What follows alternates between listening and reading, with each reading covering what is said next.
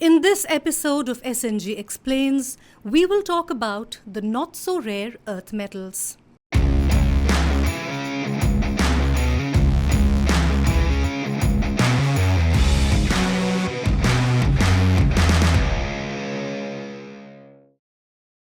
A key question as Prime Minister Modi wounds up his discussion in the United States. Were there any talks about India's entry into the Critical Minerals Partnership, a group which brings together the US, EU and their G7 partners to ensure that China does not get a stranglehold over the worldwide supply of critical minerals?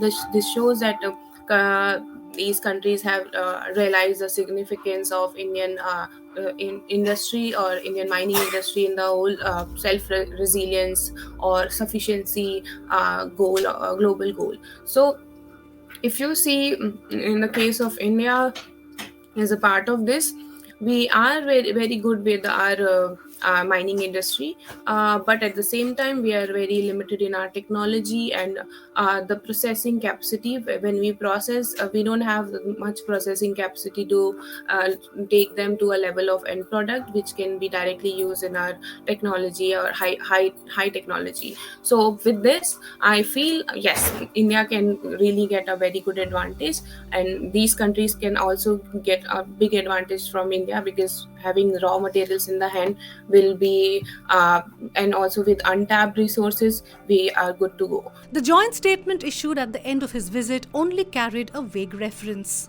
It said they emphasized collaboration on critical mineral supply chains.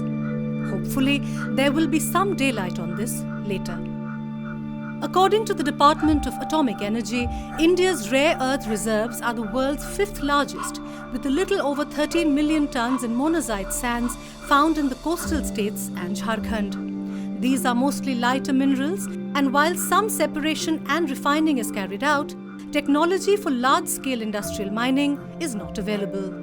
The major drawback with India is not economic funding or something. The major drawback is the collaboration part and the research and development part, because we don't have any strategic mineral organization or any think tank or any ministry part which really focus on this part. Because if we see coal is there is a ministry of coal, there is a focus on natural gas and oil, everything, but for rare earth, for critical minerals, there is no organization, there is no think tank which really focus, which researches on it.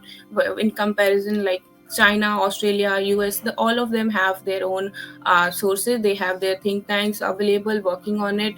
Rare earth elements figure in night vision goggles, precision-guided weapons, communications equipment, GPS equipment, batteries, and other defense electronics. The metals are also an important component for making hard alloys used in armored vehicles and projectiles. Indian Rare Earth Limited, it has a good potential. It is working all the magnets and all the process minerals they export to defense production, and because that's a major priority right now with India, because we don't export monazite. We that's the source of rare earth elements and other and the other minerals also. So also some critical minerals are not there in India. Some we have to import. China dominates the global rare earths market, accounting for over 70% of the world's total production last year. The United States is a distant second at less than 15%. Australia ranks third. No wonder the rare earths that form the core of cutting-edge technology have become the new frontline for the geostrategic competition between the United States and China. Stay tuned for more such topics on SNG Explains. Watch the previous SNG Explains on our channel. We will be back with a new topic for you. Till then, keep watching Strat News Global. Don't forget to like, share and subscribe to our channel.